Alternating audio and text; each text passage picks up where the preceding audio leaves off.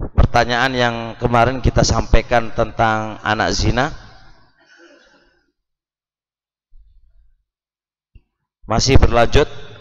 Bagaimana cara menikahi istri yang wanita yang dizinai? Kapan kita boleh menikahinya? Itu kapan? Jadi kita menikahi dia, kita zinai dia, terus hamil. Hamil. Apakah boleh langsung dinikahi ataukah nunggu sampai apa? Sampai masa habis, masa melahirkan baru boleh dinikahi. Masalah ini juga masalah panjang di kitabul fiqh pembahasannya dan khilaf para ulama berkaitan dengan ini. Ada pendapat yang mengatakan boleh dia nikahi, itu boleh, karena wanita ini nggak punya masa iddah. Kenapa nggak punya masa iddah? Karena dia belum menikah. Karena belum menikah, maka tidak ada masa iddah bagi dia. Makanya boleh dia langsung menikahinya. Ini pendapat yang pertama.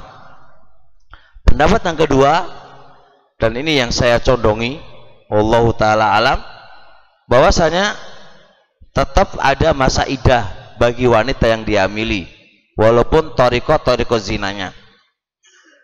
Taib, apa alasannya?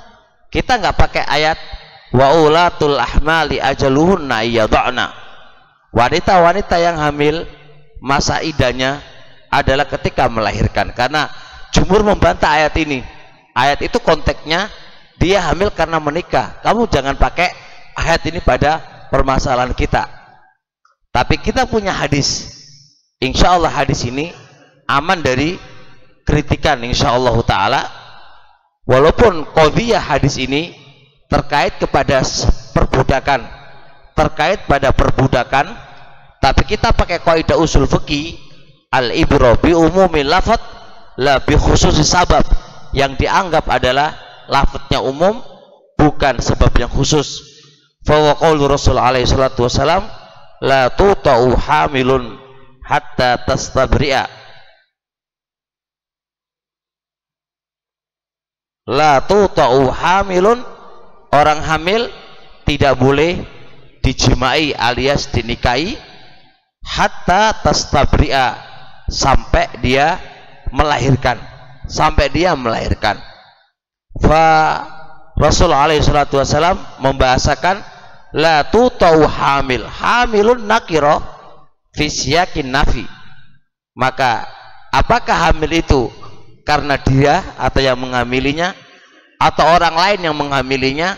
Itu tidak, itu berfaedah umum.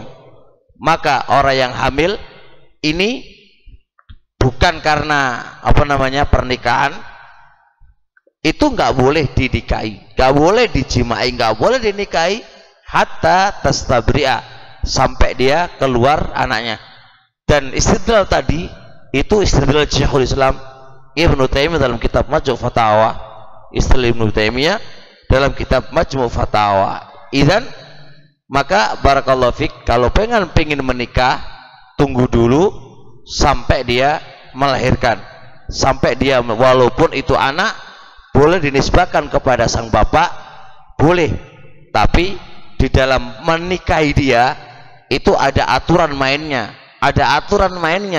yaitu ditunggu dulu sampai habis masa iddah, yaitu iddah keluar anaknya.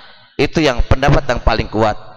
Jikalau kita mengambil pendapat yang paling kuat ini, bagaimana dengan kondisi kita yang sudah terlanjur menikah? Berarti nikahnya sah atau tidak sah? Kalau menikah dalam masa iddah enggak sah, tidak sah. Maka hendaknya dia menikah ulang,